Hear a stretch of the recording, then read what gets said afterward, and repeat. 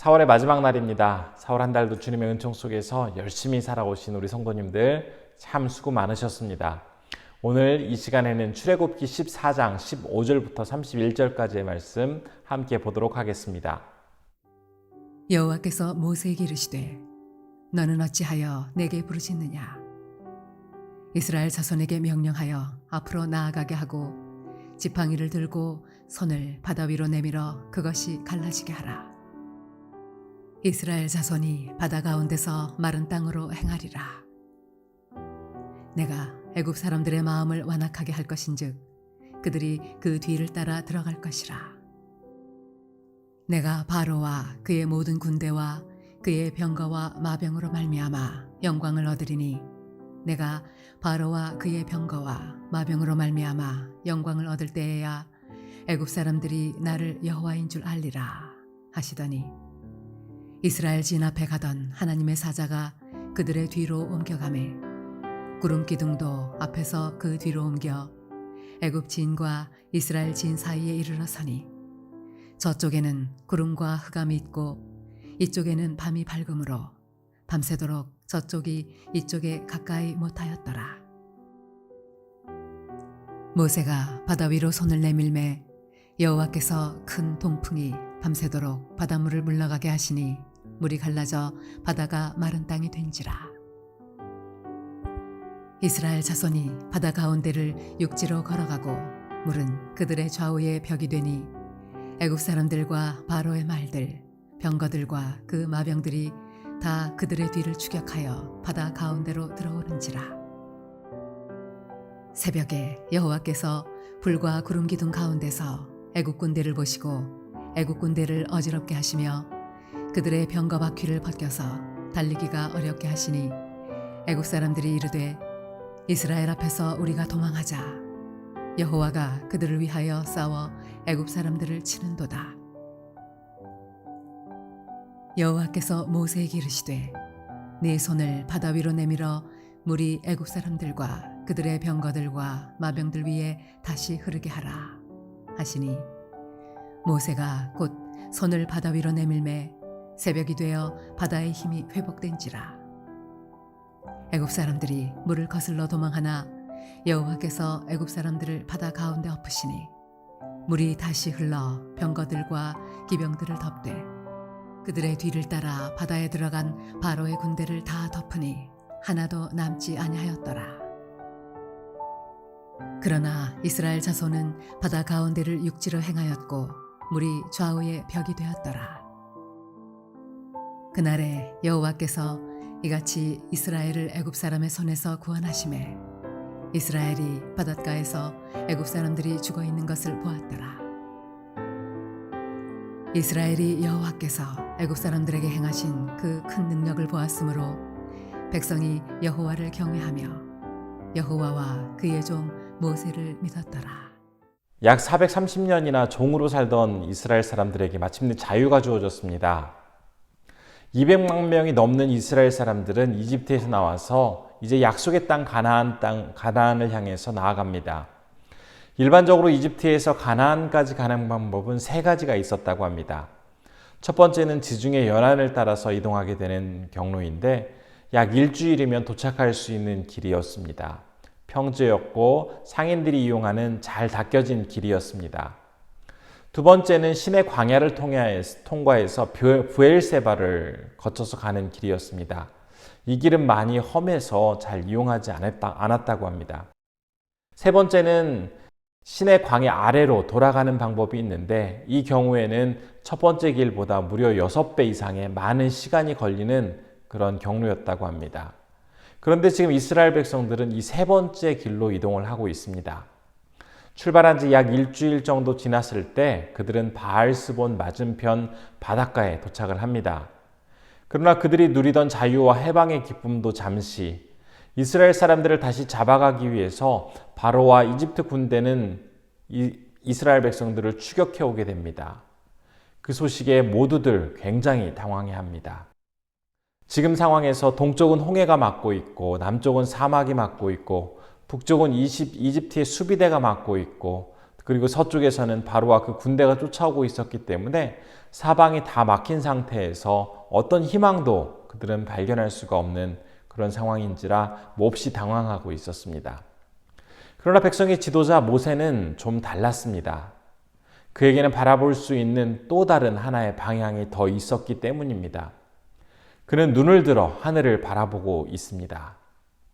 사람들이 현실의 장벽에 갇혀서 도저히 어떤 길을 또 어떤 방법을 찾지 못하고 있을 때 신실한 주님의 사람은 그들이 처한 한계에서 낙심하는 것이 아니라 고개를 들고 하나님을 바라보며 하나님께 도움을 구합니다.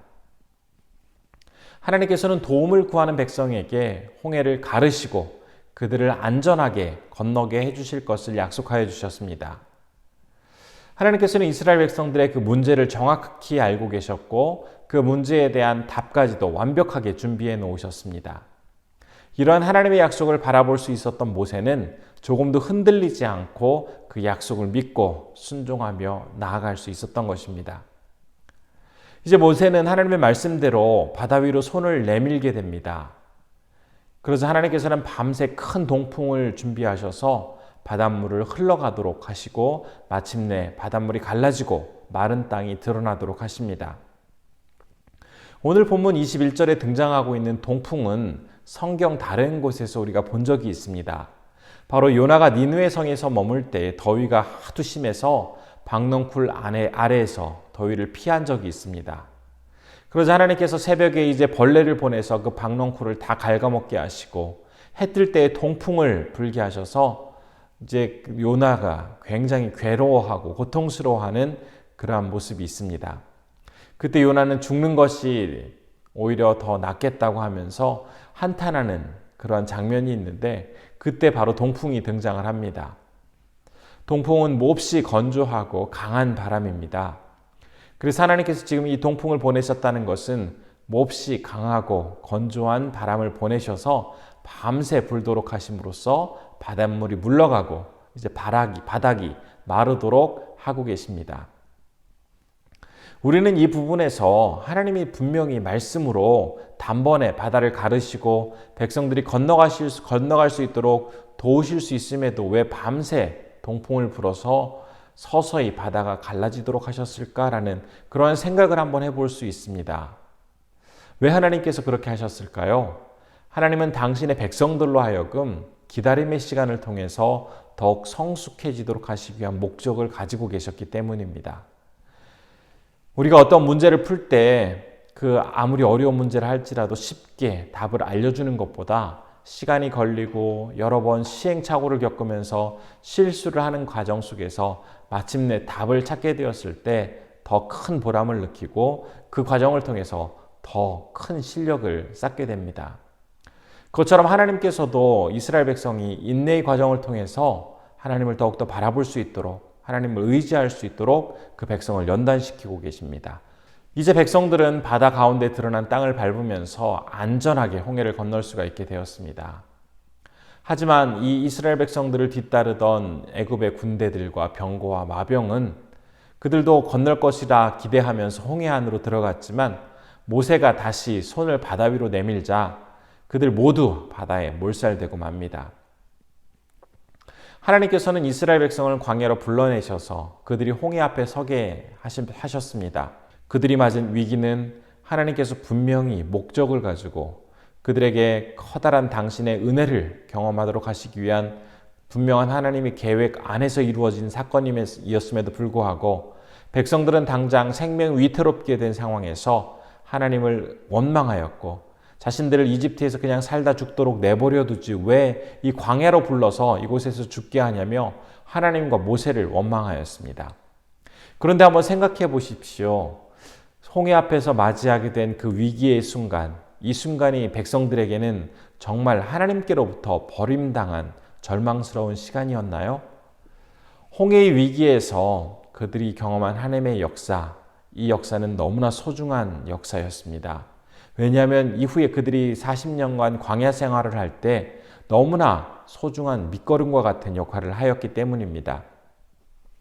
특별히 밤새 동풍을 준비하셔서 바다를 서서히 마르게 하신 그 하나님의 능력, 그 백성들이 마른 땅을 건너가면서 안전하게 모두가 건널 수 있도록 도와주신 하나님의 능력, 그리고 백성들을 다시 잡아가기 위해서 뒤따르던 이집트의 병사들이 홍해에 이르게 되었을 때 그들은 모두 바다에 몰살되어지는 그런 하나님의 능력을 분명히 바라본 백성들은 광야 생활을 하는 동안 더 하나님을 바라보고 하나님을 의지할 수 있는 그런 좋은 경험과 힘을 가질 수가 있게 되었습니다.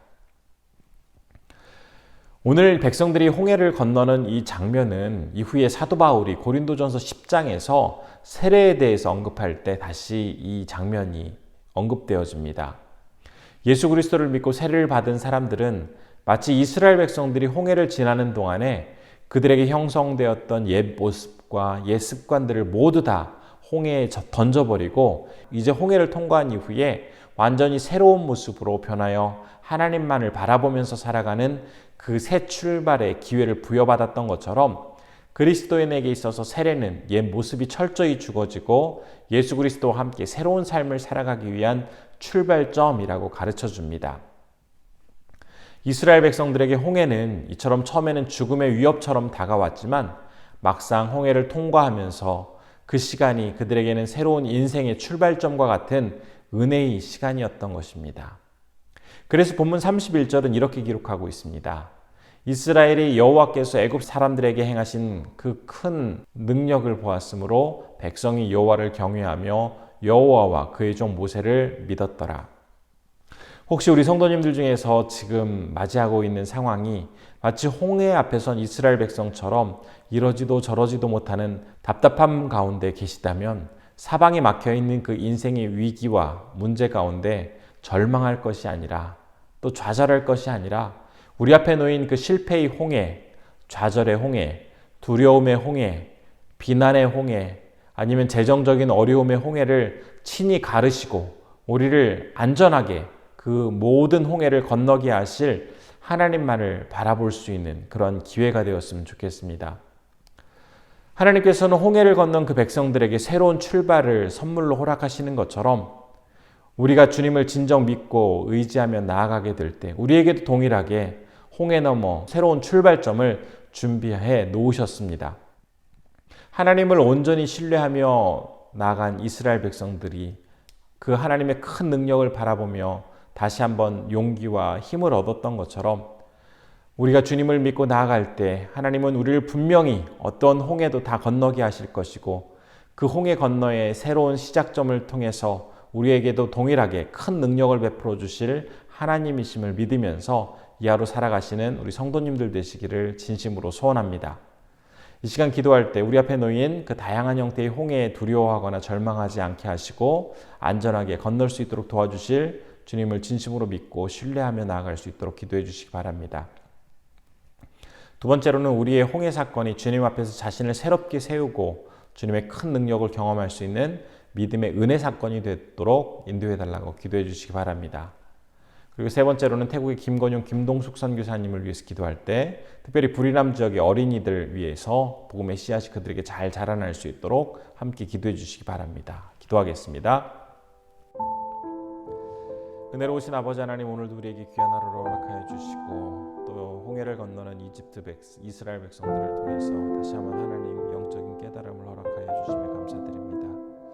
하나님의 사람 모세는 홍해의 위기 속에서 하늘로 고개를 들어 하나님의 뜻을 바라보았습니다. 특별히 하나님께서 그 백성들을 향하여 가지고 계신 계획을 잘 실현하면서 하나님의 사역을 감당할 수 있었습니다. 하나님, 우리 인생 속에서도 여러 가지 뜻하지 않은 홍해를 만나게 될 때 그 앞에서 좌절하거나 낙심하지 않게 하시고 주님을 쫓으며 더욱더 귀하게 우리가 그 시간들을 잘 이겨낼 수 있도록 도와주시옵소서. 하나님, 홍해 너머에서 새롭게 준비되어지는 새로운 시작점에 우리의 인생을 다시 한번 새롭게 변화시킬 수 있도록 도와주시옵시고 하나님만을 온전히 의지하면서 나의 모든 삶을 주님께만 온전히 더욱더 설 수 있는 그런 시간들이 될 수 있도록 붙잡아 주옵소서. 하나님, 오늘은 태국에 사역하시는 김건용, 김동숙 선교사님을 위해서 기도할 때 불이람 지역의 어린이들이 잘 자라날 수 있도록 도와주시고 그 마음속에 믿음의 씨앗이 잘 심겨질 수 있도록 온전히 붙잡아 주옵소서. 은혜가 충만하신 아버지 하나님, 오늘 홍해 앞에서 정말 당황하던 이스라엘 백성들에게 신실한 은혜를 허락하여 주셔서 그들을 안전하게 홍해를 건너게 하시고 새로운 시작점에서 큰 능력을 경험할 수 있도록 해주신 하나님을 바라보았습니다. 우리 앞길에도 놓여있는 수많은 홍해들이 있습니다. 절망의 홍해, 또 재정적인 어려움의 홍해, 관계의 깨어짐의 홍해, 참 다양한 홍해들이 있지만 그 앞에서 두려워 떨 것이 아니라 하나님만을 바라보게 하시고 그 홍해를 안전하게 건너게 하시고 그곳 너머에 새로운 출발을 우리를 위하여 마련하신 하나님만을 의지하면서 담대하게 우리의 발을 뗄 수 있도록 붙잡아 주옵소서. 어느 곳에서나 하나님만을 늘 의지하게 하시고 믿음으로써 다시 한번 우리가 결단하며 하나님 앞에 온전히 설 수 있도록 주님 붙잡아 주옵소서. 오늘은 태국에 사역하시는 김건용, 김동숙 선교사님을 위해서 기도할 때 불이남 지역의 어린아이들에게 놀라운 은총을 허락하여 주시고 하나님의 사명이 그곳에 더욱더 풍성히 나타날 수 있도록 도와주시며 우리 영혼들이 하나님과의 깊은 관계 속에서 교회가 더욱더 든든해질 수 있도록 주님께서 함께해 주옵소서. 하나님, 오늘 이제 4월의 마지막 날을 지낼 때 하나님께서 우리 성도님들을 붙잡아 주시고 주님의 도우심 속에서 이 하루 보람되고 건강하게 잘 마무리하실 수 있도록 이 하루를 지켜주시옵소서. 성도님들의 기도 제목 아시오니 그 간절한 기도 제목들이 온전히 주님 앞에 연락되어서 기쁨으로 주님께 영광 돌릴 수 있도록 아버지 하나님 함께해 주옵소서. 아버지 하나님께서 모든 것 인도해 주시기를 소원하오며 이 모든 말씀 우리 주 예수님의 이름으로 기도드리옵나이다. 아멘.